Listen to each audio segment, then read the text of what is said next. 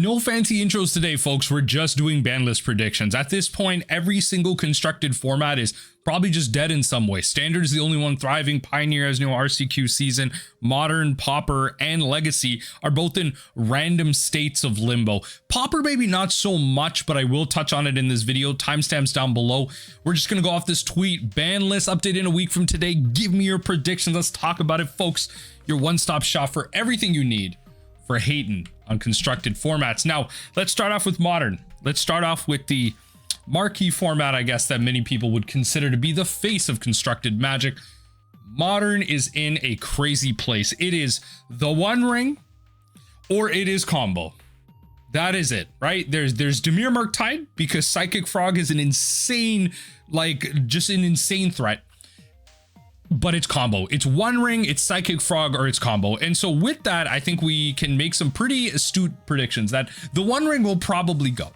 If the One Ring doesn't get banned, this isn't financial advice. If the One Ring doesn't get banned, this is going to be like a $150 to $200 card. There's no way Wizards of the Coast looks us in the eyes and says the One Ring is not banned. The next B&R is at the end of the next RCQ season. This card shoots up to $200. Modern leagues stop firing and the format dies. I pretty much turn into a standard channel or something. Like, I don't know what to tell you. This card is so powerful in what it does. I'm 90% sure it's correct for Modern Mill to become a One Ring deck as the Mill guy. Right? Many people have opposed me in the Mill Discord, and rightfully so, because there's no point in playing something like this that's going to get banned soon. There's no point in innovating and testing it. It's just going to go. Now, if this was like a $20 card, if this card was actually reprintable at larger scale, I feel like it would be much easier of a card to sell. It would be ubiquitous everywhere. Maybe it gets banned at that point, but a lot more people would be willing to test against it because it gets played everywhere. So you have to have the tech for it. But then the Modern format just becomes the One Ring format. This card is probably going to go. It's just one of the best cards to be playing, if not the best card to be playing as a play set. You can find 4 slots for the One Ring.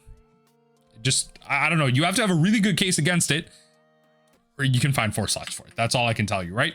Looking at the Boros Energy list, we know that from last week, and it's been going around the internet, that the top 10 cards played in Modern right now are all Boros Energy cards. Literally, Gigantha's up there, bunch of stuff in this main board. The top 10 cards overall in the Modern format by percentages on MTG Goldfish are just cards out of Boros Energy, every single one. And so with that, we have to look at not only the One Ring being taken out, but a lot of other aspects of this deck are actually fair cards being abused by siloed design that work hyper efficiently together. Now, I'm not at the point where Flage needs to be banned. I don't think so. I don't think this card actually does anything egregious. It's a Titan that's really powerful. It comes in and it has a lightning helix effect. Uro is more powerful than this by miles, right? Let's be honest, drawing a card and ramping miles better than lightning helix. It's nowhere close to that. Amp Raptor, I could see it. I understand the argument against Amp Raptor. What I would argue, Johnny's perfectly fine in my opinion. You got to go through some hoops. I think the bannable card is actually, in this case, Guide of Souls. Now, notably, I will note that a lot of the cards that I'm mentioning, a good kind of metric for this is, have they been rebalanced on Arena? We know that Arena has rebalancing effects for stuff like the historic format, the digital only formats. Have these cards been rebalanced? Yes, the One Ring has been rebalanced. Yes, Orcish Bowmasters has been rebalanced. Yes, Guide of Souls has been rebalanced. I bring up Orcish Bowmasters just because it's a well-played card. I'm not sure if I'm ready to say it needs to be banned yet. Very powerful card, though. I think Guide of Souls needs to go. Whenever another creature enters in a deck like this, it's very easy to enable this. And then when you attack, pay 3 energy, you just make something very large, give it a combat evasion ability. This card is just really good at 1. I don't think it's Static Prison. I could see the argument for it, but it's just an O-ring effect that requires energy to enable it. I think it's Guide of Souls. I think the Raptor is very close as a second. I think it's Guide of Souls first. No way it's Galvanic Discharge. That card is just, it's just an Unholy Heat Lightning Bolt variant. Just leave that card alone. Guide of Souls, maybe Amped Raptor. I think is going to be the next pick as an enabler, just as a 1-2. I mean, you can Orcish Bowmasters this. Just at a baseline, you cannot Bowmaster. If you could Bowmaster this, I would probably be on the line that I would probably be saying that it needs to be Amped Raptor. It's a 1-2. Very powerful. And again, all these cards are silo designed. If you take a look at this deck list, I mean, MH3, MH3, MH3, MH1, MH3, MH3. Bro, the whole creature base is Modern Horizons 3. If I can't convince y'all that this is silo design, cards that are meant to just work together and not work with anything else, I don't know what to tell you. Everything in here. Lightning Bolt's a 2 over Galvanic Discharge. Just because of flexibility. We're the original boon cycle is being outdone. We're playing Thraben Charm. I don't even know. Just I guess as an extra Johnny effect, right? Or deals damage equal to twice the number of creatures you control the target creature. I guess this is destroy target enchantment. Guess it's destroying opposing O-rings. The extra graveyard. Hey, I don't know. Look, it's got to be Goddess Souls. If we look at the whole metagame breakdown right now, right? Like we got 30 days, we got 14 days, we got 7 days, right? I think we can inform something else, right? So if we kind of take a look at 30 days, it's Mardu energy and Boros energy. Essentially over 1/3 of the metagame is just energy. Over 1/3, right? 27 plus almost 10%, like 9%. It adds up to over 33%, right? 33.33333. Good, great. I'm happy we can all do math. Over 1/3 of the metagame. A large other portion of the metagame is just combo decks. Belcher's combo, Ruby's combo, Mono Green Basking is combo, Grinding Station is combo, Gorya's Vengeance is combo. 2 land-based strategies. Amulet Titan has always been one of the best decks in the modern format. I don't think it needs to be banned. Anyone that says Amulet Titan needs to be banned just needs to get a life. Eldrazi Tron is a deck that I think we do need to pay attention to, albeit not exactly at the point where it needs to be banned yet, I don't think. Dimir Murktide, still up here. 8%. Okay, let's look at 14%. Okay, still over 1/3 of the metagame. Dimir Murktide at the same percentage. We still have combo decks everywhere, but the combo decks are an answer to the energy decks. The energy decks are weak to combo. That's why the combo decks are up there. They're not represented at a high percentage at all. They're like 7%, 6%, less than 5% of the metagame. They can be handled. Combo decks are answerable. The problem is, even though they are answerable, they aren't high enough. They're just being played well because they're good against the energy decks. Now, in 7%, the Dimir Murktide deck actually shifts up. Recently, almost 10% of the metagame is actually Dimir Murktide. Now, I think that just means Psychic Frog needs to go. I'm going to be honest, like, it's not Murktide region. It's not, reanimating Oculus or anything like that. Psychic Frog is a busted card. Let's be honest here. It pitches to force a negation. It exiles cards from graveyard to further enable Murktide Regent. When it hits you or a planeswalker you control, which can be relevant with Teferi, for those of you crazy people playing Narset and Jace the Mind Sculptor, heck, even if it hits a Grist, it will draw a card. That in itself is the problem. It enables itself, it draws you more cards, you're able to do something with the dead cards in your hand, you're able to hyper synergize with the cards that are already out on the field, you're able to synergize with your graveyard mechanics by discarding cards.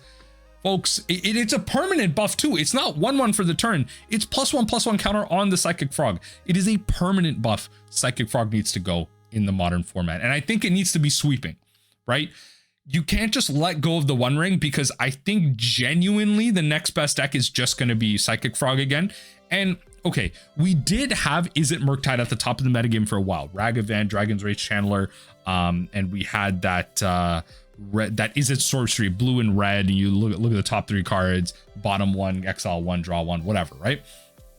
We had all of that there. That deck, I think we're past the point of banning Ragavan, right? Like, we're past that. Maybe we revisit that again. Red 6 hasn't been playable in a hot minute either. Like, we're past these cards. But I think Psychic Frog still keeps this deck at the top of the metagame.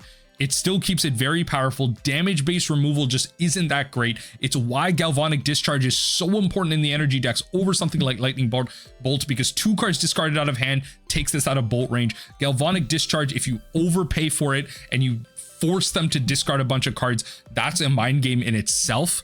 And that's the thing, like, Galvanic Discharge, when it resolves, then you pay the energy. That's the problem with Discharge.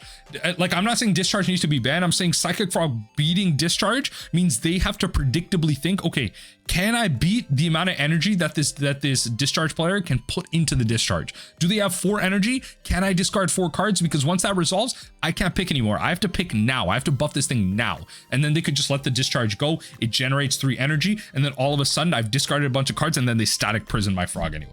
And then they still have a bunch of cards. They play Amped Raptor and they just go off from there. Like, that is the counterplay that you have. Psychic Frog needs to go. It can't just be Fatal Push. Fatal Push can't just be the universal option that everyone's talking about. It just nullifies the damage base removal in the format. It is one of the best threats in constructed Magic right now, and it synergizes with so much of the format. Get rid of this, get rid of the One Ring, get rid of Guide of Souls, and I think that generally speaking should be how we solve this Modern Horizons 3 nightmare that we've been going through for the past couple of months. Now, I did want to shout out Timo here. Won the Modern main event at the Eternal Weekend. This isn't anything against Timo. I just think, look, we got the energy decks winning at Eternal weekend before, you know, the bans and everything. I just wanted to shout this out because I was looking through a bunch of Eternal Weekend stuff to do research for a video later this week. I wanted to talk about Eternal Weekend. We're going to talk about it a little bit here as well. But also, yo, like oversized One Ring goes hard, eh? Yo, someone let me know in the comment section down below. Yo, you tell me you want this. Oversized One Ring goes hard. Shout out to Timo for winning that one. But yeah, congratulations on winning this. This is just energy. It's just I don't know. You're playing 2 Ragavans over 1. One of your Flage is not the art you. I don't know what to tell you. Like, okay, cool. Shout out to you, Timo. This is nothing against you. It's just the fact that energy won the main event. Now let's go to Legacy. This is a learn art. That is how I chose to represent Legacy as a whole. And so if you look at the Legacy metagame, it's Dimir. That is a problematic deck in the format right now. 20% of the metagame is some type of Dimir variant. And then you have combo decks everywhere. Red Stompy is a mid-range strategy using Blood Moon and the One Ring and other busted cards. But it's a One Ring deck. That should say something. It's a bunch of soul lands and cheap mana for One Ring decks. And 4 Blood Moon to fight the Eldrazi deck. Mystic Forge combo is arguably the most busted deck in the format. Eldrazi uses Kozilek's Command. Oh my god, and Glaring Fleshraker. For those of you, I'm shaking my head. I'm getting frustrated because if some of you have seen my video from last week talking about how Kozilek's Command might actually be the problem in Modern and in Legacy, you'll understand why I'm hating on these 2 decks right now. Sneak and Show, arguably a combo deck, but it's a combo deck that uses Force of Will as backup. Doomsday has access to some counter spells as well, but again, Oops All Spell, Nadu combo, these are all combo decks. Painter is essentially a combo deck with like a lot more options. It's very high skill strategy because you need to know the type of hands you need to keep at each point, how to sequence, what to put into your graveyard, what are the type of things that you need to force out of your opponent's hands and everything. This is a deck that I imagine will probably see big nerfs after this ban, because I don't think anything's going to get banned out of Painter. I just think the decks that are going to get banned are good matchups for Painter, which is why we see high representation of this deck and other kind of red prison-ish variants. But again, it's one deck at the top. It's combo to answer those decks and some type of mid-range deck in the middle. Painter, heck, is using a combo in the middle is there. Stifle Knot should be mentioned because it's a Force of Will deck that just has this insane clock if you're able to get the Phyrexian Dreadnought out. Death and Tax is kind of funny that it's here. Beanstalk Control is a Force of Will deck that gets hit by the Vexing Baubles. Jeskai Control is, I don't even know how this deck works. Shuffled at Breakfast actually won Eternal Weekend Prague, so we're going to touch on that in a second. Long story short, Psychic Frog needs to be banned out of this format. Number 1, insane threat. Before the Grief bans, this thing pitched to Grief and it pitched to Force of Will. This card is stupid. This card is dumb. It's so, yo, in a format full of free cards that require pitches, it pitches to Force of Negation, it pitches to Force of Will, it pitches to Grief. I don't know what to tell you. Grief is now banned. Great. Psychic Frog, insane threat. Get this out of the format. It discards the dead cards in your hand that you used to not be able to do anything with in Dimir Reanimator, but now it acts as like a soft entomb because it draws you more cards. You're playing Brainstorm anyway, so you draw into the cards that you want to discard. You discard to buff the Psychic Frog. You draw more cards. You draw into your Reanimates, and then you're just doing everything. This card does everything that this deck wants to do. It feeds your graveyard, it draws you a card, it pitches to the interaction that you have, and it's fatal pushable because it's very relevant for fatal push to be back in the format to be able to deal with something like this. Damage-based removal, obviously not that great. Pyroblasts and red elemental blasts are generally what you're also looking for, which is why Painter's really good, because you can make everything blue, and therefore your main board has red elemental blast and pyroblast, blah blah blah. Psychic Frog needs to go. Now the next card is Vexing Bauble. Now I don't know if I can make a case for this off the recent Eternal Weekend results, but I'm gonna try to. Vexing Bauble has been one of the most, if not the most powerful card to be introduced in the Legacy format in recent memory, because of how it shifts the status quo against the counterspell decks. Now, I think a lot of you have commented in recent videos that I've done, especially the video I posted last week about like F this card.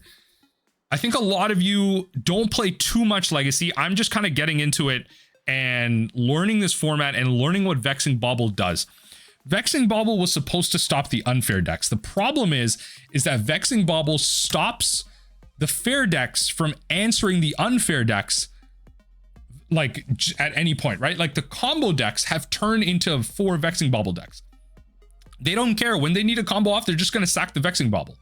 And then at that point, they have drawn and gotten the cards they need to stop the, stop the cards that you have against them. Daze, great. I'll hold up some extra mana. Force of Will, great. I have the Veil of Summer, or I have the Force of Will myself if I'm playing a Force of Will counter deck. Like because that's the thing with Vexing Bauble. You can sack it at any point. It comes down whenever something is free, no mana was spent to cast it, counter that spell, that counts for you too. So there are niche situations, even in those combo decks. Like I'm thinking of Red Painter, that's the deck I'm using to get into Legacy. There are moments where like, yeah, I do want to cast like the Lotus Petal or the Mox Opal to put into my graveyard so that there's an artifact in my graveyard for me to swap out with my Goblin Welder so that I can swap that in and like kind of chain between like an active card that I have and an inactive. Like it's all relevant. It's all relevant. Vexing Bauble allows you to do crazy stuff because it stops Force of Will. And a lot of people talk about how stopping Force of Will is a good thing. Like free spells are busted. The problem is that Legacy and Vintage are built on the status quo of free spells and great interaction like this, because Legacy has all of Magic has legality, right? Like that's the thing that people don't understand. You have busted cards all throughout Magic's history, and Vintage and Legacy are only separated by a ban list, right? Vintage opts more so, there are bans in Vintage, but more so for restrictions, whereas Legacy is a constructed format opted through bans. And so with that, you have cards that circumvent so much of what resource is in Magic, right? Like what we understand to be 1 for 1, like playing a land, playing a resource, like 1 land per turn, 1 card per turn. Like there's so many ways to get around that because of the cards that have been printed throughout Magic's history. And so Force of Will and Daze exist in the fair decks as free spells to stop the opposing crazy things. You have to then in your mind as a combo deck always think, do they have the Force? Do I make them have the Force? Do I make them have the Daze? How do I win this? And if I'm on the play, they don't have a land. Okay, they don't have the Daze, but do I make them have the Force? Do they have double Force of Will? Great. If they have double Force of Will, that's 4 cards out of their hand. How are they going to win from there? And so these are the type of decisions that you have to make as a combo deck, as an unfair deck, to win in Legacy. It's deep decision making, it's deep thinking, and Vexing Bauble turns off all of that. We need to have Force of Will and Legacy and Daze actually be good cards again. A lot of people have talked about like, Daze being banned over the years, and should we actually be banning Entomb or Reanimate or whatever it is. I'm not too deep in Legacy to speak on that. As a person playing Vexing Bauble, it's absolutely insane when this card comes out on turn 1, because it literally just says now I can do anything I want, because my opponent cannot use their free spells to now stop me. They have to play fairly, and if they have to play fairly, my deck is more unfair than them. That's just what it is. There has to be unfair aspects to the Legacy format. You have to have access to them, because the unfair decks are more unfair than any of the unfair stuff that the fair decks get. I hope that made sense. But Vexing Bauble needs to go alongside Psychic Frog. If we look at the Legacy metagame, we can see how not much of it changes. 30 days, 14 days. Okay, that went to just like almost nothing here. Dimir Tempo, Dimir Reanimator, Stompy, Mystic Forge combo. No difference. Check this out, folks. Only 1 card is really changing. Go to 7 days. Bang, bang, bang, bang, bang, bang, bang, bang. You see how nothing is changing? Red Stompy Mystic Forge still at the top of the metagame. Yeah, the percentages are changing, but do you see how Dimir Reanimator and Dimir Tempo are just switching places? It's the same damn deck. It's Psychic Frog, Nethergoyf, Daze. Like, one deck is just reanimating more, one deck is just tempoing more. It's still a Force of Will deck using Psychic Frog to take over the game. Like, it's, folks, I don't know how I can highlight that more. Psychic Frog and Vexing Bauble are going to be my picks for bans in the Legacy format. Now, what I want to go over is also some soft Eternal Weekend results. And I might be doing a video later this week on it, or I might just maybe just call this as my video to cover it all. Just because, again, I'm still learning Legacy, so I don't want to speak to too much of it as I'm learning it. But I've spent, so shout out to Matt Chow, by the way. I really want to point out this list. I'm going to link this down below. They spent the morning scraping the data from the Eternal Weekend Europe kind of tournament. And, you know, content creators, feel free to use this. Credit me 100%. Matt Chow, shout out to you for scraping this data. Dimir Reanimator at 11.42% of the metagame, 56% non-mirror win rate, which is pretty good. Nadu Elves, though, is kind of the standout for me at 63% non-mirror win rate. That is insane. Generally speaking, you're looking at deck lists being at somewhere between 51 to like 54, I think 55% win rates as like a good deck. Once you start edging over that, then you start looking at, you know, eyes should be like, your eyes should be opening up like, that's a bit of an interesting win rate over there, because you shouldn't be able to win the like that much of the majority of your decks, or sorry, your matchups, because there's a lot of variance. Decks have to be able to beat you. You can't be doing unfair stuff all the time. Once you start approaching over 60% win rate in any deck, that's when you start looking at a ban. That's when you start looking at, okay, something's busted happening here, or does something need to be banned out of Nadu, or is something happening in the rest of the metagame? That's when you need to start opening your eyes. Like, are there decks with over 60% win rate in anything? This isn't a whole Legacy metagame. This is just the best of the best Legacy players, and that's where you get this skew, right? This isn't the general Legacy player base. This is the best of the best. You are traveling out. You have Legacy decks fully kind of made out. Some of these players even have vintage decks fully made out. Like, these are the most enfranchised, most invested players coming to Eternal Weekend to compete. The best of the best. These are the choices that they made, that they were the most comfortable with. This is what Legacy has to offer. And so you have like a full matchup spread here, which is like really nice as well. So I really wanted to kind of link this down below. But this is where it's at in terms of Eternal Weekend. And this is where we get with our top 8. I'll link this thread as well. But shout out to, you know, this is the top 8 in general, not in order though, because I'm like 99% sure Cephalid Breakfast actually won over Esper Control. I believe that's what the final was. And it was actually like a really sick finals match. Like, it was like really close. Like, Cephalid Breakfast has a couple of game plans, and I think like all the game plans were showcased throughout like all 3 matches. Like, there was some point where like they had to abandon certain game plans to go for others based on the board state. Like, it was actually going crazy. I highly recommend you watch the finals of this. I had a fun time watching it. And then I also believe like Stifle Knot was Bosch and Roll. Right. I believe that's what it was. I'm going over like their tweet later. I'm 90% sure Stifle Knot was Bosch and Roll. So shout out to them. But you can tell how this I thought, you know, I'm going to upload this, was really interesting. 7 out of 8 are combo decks. Not just combo decks, but all but 1 are Force of Will Daze backed combo decks. So a lot of people are talking about, oh, is it actually that Vexing Bauble is the problem in the format? I think it still is, because the combo decks are going, you know, doing all this type of crazy stuff. Because if everyone's expecting Vexing Bauble, right? The combo decks are playing Vexing Bauble to beat the non-Vexing Bauble decks in Dimir Reanimator, right? Then combo decks are then going to choose to fight other combo decks, because now they're seeing, okay, if I stop your Vexing Bauble, my combo should then be more powerful than your combo, because you're using that as a way to stop me from interacting with you. So if I keep a hand that generally is able to develop its combo and maybe 1 to 2 pieces of interaction, I should be able to win this, because you're not going to have Vexing Bauble in every opening hand. I might have the interaction when you have your Vexing Bauble out.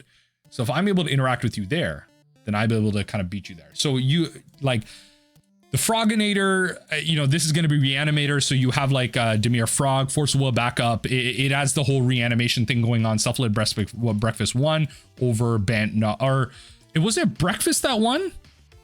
I might be misspeaking here. I think it was Breakfast that won. Yeah, it was Breakfast that one. But Bant Nadu is a combo deck with Force of Will. Ad Nauseam Tendrils, I believe, is... I don't want to mystique. I believe it's a Force of Will combo deck. It might not actually be. This might be the not one. Force of Will, Force of Will, Force of Will, Force of Will, Force. Oh, okay, it's just Ad Nauseam Tendril. Yeah. Because it said 7 out of 8. Yeah. Stifle Not, 100% a Force of Will deck, trying to stifle the trigger on a Phyrexian Dreadnought, so you get like a 1 mana 12/12 out. Long story short, yeah, no, it's just crazy to see where the combo decks have gone in the Legacy metagame. To end off this Legacy section, I do want to go into some shout outs here. So shout out to kind of Bosch and Roll, as I'm mentioning again. Oh, I was right. This is... Are they on Stifle Not? Oh, this is their vintage. This is their vintage deck list. Oh, yeah, it's got power. Yeah, this is their vintage deck list. So, you know, they ran back the Eternal Weekend Prague Legacy top 8 by getting a vintage 1/2. Yeah, shout out to this. I'm not too familiar with the vintage metagame. I believe this is like Esper Luros. I see the Luros and I see like generally Esper cards. Esper Luros is just at the top of the metagame, Orcish Bowmasters and everything. Yeah.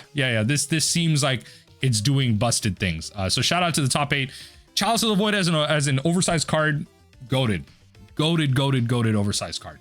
I also want to shout out this by Anurag Das here. Most Eternal Weekend top 8s in the world, right? And I'm pretty sure like Brian actually responded, I have 8. Yeah, no. Yo, shout out to Bosch and Roll. This is, yo, the number of top 8s in Eternal Weekend. Shout out to Brian for doing that. Again, someone who's getting into the Legacy format, someone whose opinion I really value. Anurag's, Brian's, Bryant Cook's, of the Epic Storm, also Thraben Yu. I know when I first started getting into Legacy, I actually reached out to Thraben Yu and said, hey, I watched some of your content. Can you know, I want to get into this deck. What do you recommend? He plugged some of his own content. You know, I was like, all right, fair enough. You know, you got to plug. He's like, watch this video, watch this episode of our pod. I was like, fair enough. I'll give it a look, right? So it's all there. But regardless, shout out to the Eternal Weekend winners. Now, in the last section, I want to go over Pauper. Now, I'm not, just to be completely transparent, I'm not 100% on what needs to change in Pauper. I think something needs to go. The format is very aggressive. It's very fast, right? All the decks are doing super crazy things, and I kind of like it because then my favorite combo decks get to do crazy things as well. One Land Spy and you know, Cycle Storm. If the format's super fast, then I can be super fast as well. I've been having a ton of fun playing One Land Spy, as y'all have been seeing on the channel. But with that, if we look at the top of the metagame here, Burn is at the top. Madness Burn, very different strategy. Really, it can't really be lumped into this, but it's an aggro strategy. Grixis Affinity and Affinity in general has been the top deck in Pauper for... I mean, Affinity has been a top archetype in Pauper since I've been playing, like even probably before that. I've been playing since 2018, and the first deck I got into it with was Affinity. It was 5-color Affinity at the time with ATOG and everything. Very, very, very different time. But Grixis Affinity and Affinity in general has been a top deck in Pauper for a very long time. This is a tempo aggro deck. A lot of life gain, a lot of card draw, a lot of aggro. Jund Broodscale is probably what I think a lot of people would consider to be the problematic deck in the format. Although I will say there's cards out of the Gruul ramp deck that can be very problematic as well. I mean, Golgari Broodscale and Jund Broodscale, if we take a look at this is like the Broodscale combo deck is like almost 14-15% of the metagame, over 10% of the metagame, 100% at that.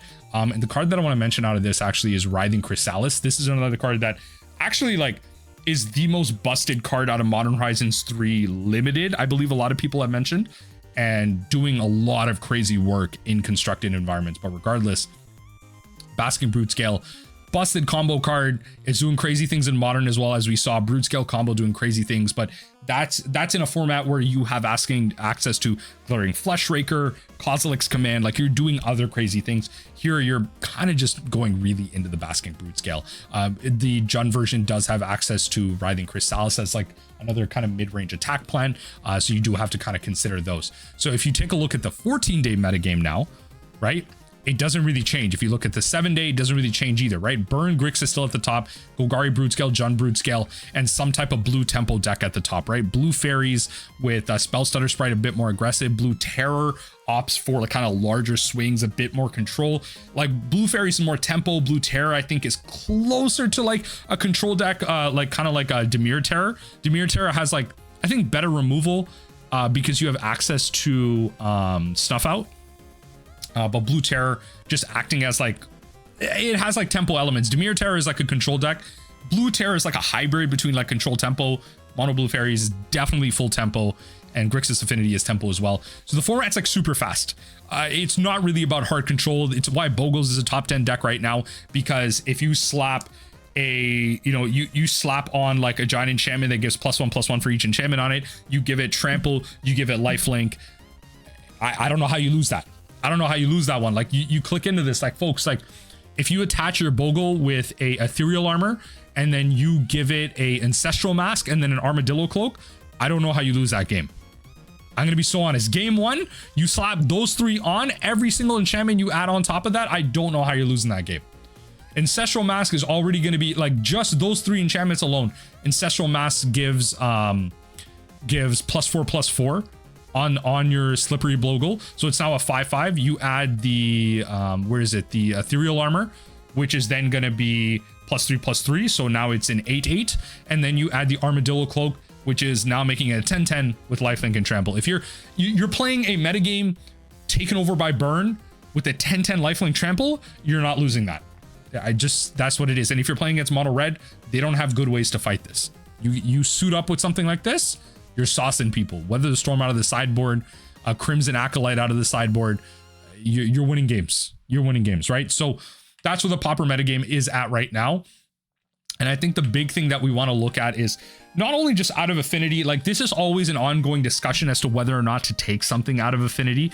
The tapped indestructible dual bridges are ones that I would ban. I think if you take the argument of format identity, I don't think you want to be looking at banning the artifact lands. I think that is a central part of why Pauper is a great format. It's one of the few formats where not only are those untapped artifact lands legal, they're legal in Legacy and Vintage, of course, but they also are highly playable and highly answerable, right? They're dealt with by the metagame because there is nothing better to do in that metagame. So your sideboard slots are taken up by dealing with artifacts. The problem is these bridges come in, give you access to multiple colors. They are indestructible. So when you suit it up by giving it 1/1 counters and turning into a creature, which is a legitimate line, you're coming in like with the flying indestructible 3/3. So Mistfall Bridge, I think like the tapped artifact lands could see a ban. It would be crazy to see lands being banned in a Pauper format, in a common format, but this is definitely one to look at. The next one I want to look at, this is a more recent addition, and it was a really powerful spike, and you have to understand this from multiple angles. For those of you that maybe don't play Pauper as much or just not at all, this thing comes in with haste. Obviously it's a red creature with haste, great and burn. When it dies, you exile the top card of your library and you play it until the end of your next turn. So late game, when you have no cards in hand, this essentially has unblockable, because you would rather take the 1 damage than block and kill this, and then your opponent exiles a lightning bolt off the top. So therein lies the power. It has 1/1 with haste. You probably don't have an early blocker in the early game. It's coming in hot. And then even if you do have a blocker in the mid game where you do have the life for it, it's just going to be able to block. You kill this with something like a Mirror Enforcer at a 4/4. They exile a lightning bolt off the top, the burn player does, and then they bolt that Mirror Enforcer and then it dies. Like, there's so many things that this card does, on top of the fact that it's an artifact. In the burn decks, they are also artifact focused because Galvanic Blast is a powerful burn spell in that format. This plus a plus the red artifact land, plus like any token, right? Like let's go back here. Where is it? Going to burn. I'm forgetting the name of stuff, but Voldaren Epicure comes down for 1, deals 1 damage. You create a blood token, which is an artifact. You then play something like a Great Furnace on turn 2. You play a Clockwork Percussionist. That's 3 artifacts. You have the Percussionist, which is an artifact, the land, which is an artifact, the blood token, which is an artifact. The Voldaren Epicure already dealt 1 damage. You swing in for 1 there. Then you swing in with the Percussionist. You take 3. They take 3 damage there. Right, in total they're at 17 off the 1 damage that you did on turn 1. Then you can Galvanic Blast them, immediately enable that, and then all of a sudden they're at 13. right? Like it's very fast, it's very powerful. Then the turn after that, you play another land, right? Then you play Goblin Bushwhacker. You play another land, you bushwhack everything for 2. But before that, you even play Kuldotha Rebirth. You play Kuldotha Rebirth, tap your artifact land for mana, sack that land for mana, create 3 1/1s. Then you Kuldotha then you pay 2, sorry, after the rebirth to Bushwhacker, give everything +1/+0 in haste. Then you have like, what is it, 2, 4, 6, so 3 tokens, so 2, 4, 6. Bushwhacker gets 1. Then the Percussionist gets 1 as well. 2, 4, 6, 8, 10. Epicure gets then 12 damage. All of a sudden by turn 3, they're at like 1 life. They're at 1 life. They might be at less. I don't know, right? Like obviously you're gonna be able to answer it. Like your opponents are gonna have answers there. You're gonna have Chain Lightnings. You're gonna have Lightning Bolts, Synthesizer to draw you through the main game. Percussionist is like a big, I think, ban target out of this. I don't see many other pieces getting taken out in terms of that. You have to be very careful about what you're banning because you don't want to completely neuter the archetype in the format, but you also don't want it to necessarily be the best deck in the format. I definitely see Basking Broodscale being high up on that list. There are a lot of unbans that folks are talking about, and I don't think we want those unbans, like High Tide, and there's the one that like your opponent discards 2 cards at random, that black spell. I don't think you want those cards alongside Basking Broodscale. I think Basking Broodscale is probably going to be the hit. It's a more recent addition. It's Modern Horizons 3. We have better cards in the format. The format can thrive without a deck like this.